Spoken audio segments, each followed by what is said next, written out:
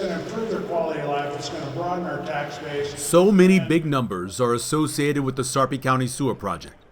30,000 acres of development, 90,000 parcels added to the Sarpy County rolls, $3 billion of new development, and 150,000 new inhabitants. That's a lot of change coming by the way of these pipes to the county and City of Papillion. We know what Papillion's future growth area is. So assume build out to future growth and the sewer's in place and we can't grow anymore.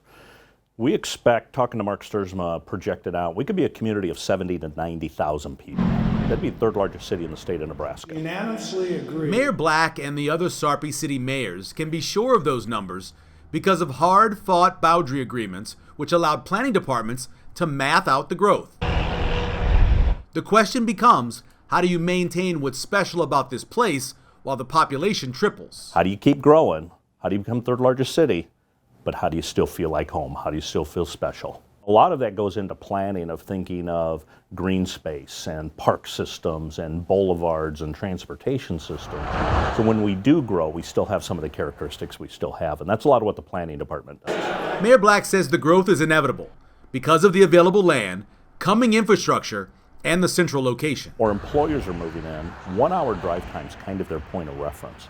And that's kind of why we're getting a lot of what we're getting, because we're in the middle of the combined Omaha-Lincoln metro area.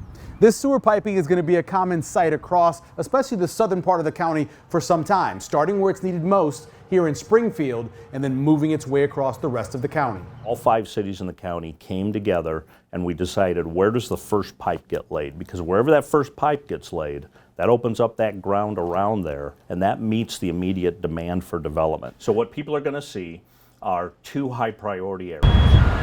From Facebook south to Springfield, you'll start seeing pipe being laid, and that'll open up the Highway 50 corridor, probably more industrial manufacturing. And then Springfield didn't have any more sewer capacity, so that will open up some residential development for Springfield. In the end, Papillion will look different for sure.